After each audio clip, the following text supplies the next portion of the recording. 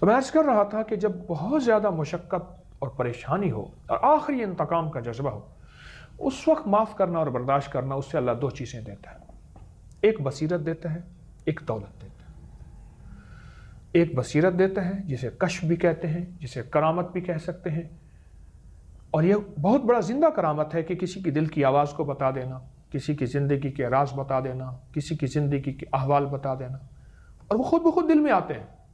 اور رزق اور دولت دیتا ہے، رزق اور دولت دیتا ہے۔ اور میں نے ایک درویش کا تذکرہ کیا کہ ہاتھ پہ سبز کا کپڑا باندھتے،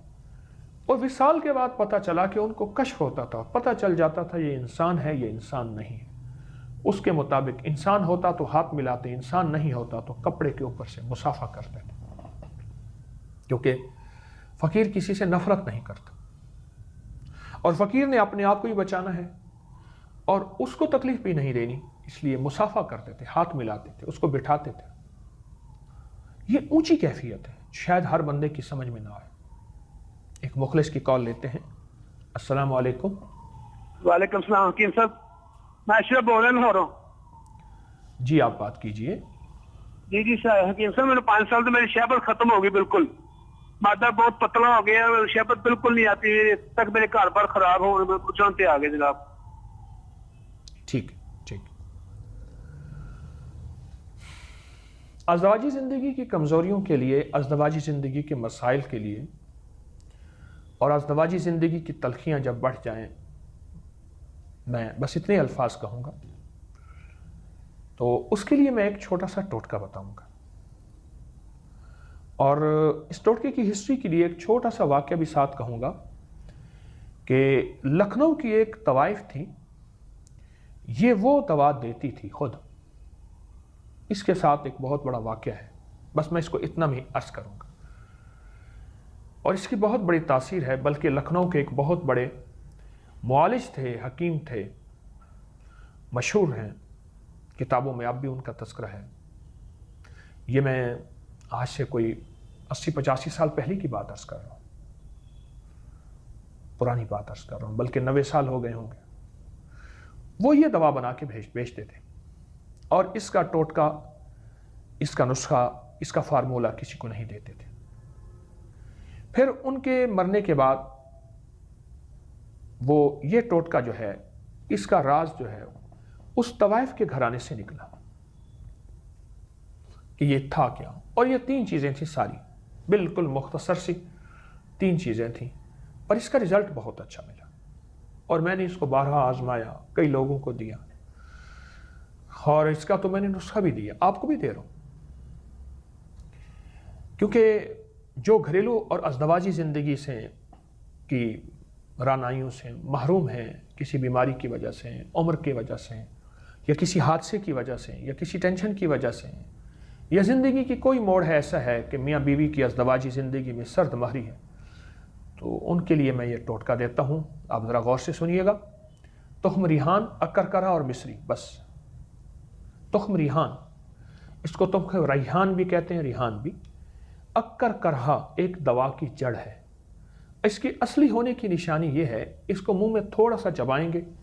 اگر زبان کو بہت تیز محسوس ہو تو یہ اصلی ہے،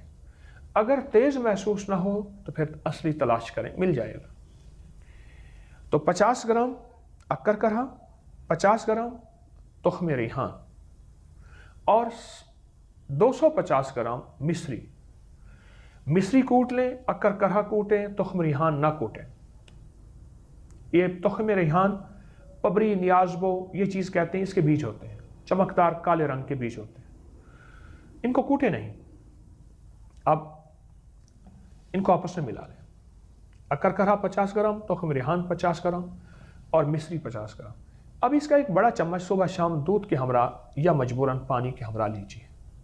دودھ کے ہمراہ یا پانی کے ہمراہ۔ آپ مصری کی جگہ اگر دیسی شکر ملا سکتے ہیں تو فائدہ زیادہ ہوگا، اور دیسی شکر اگر ملائیں گے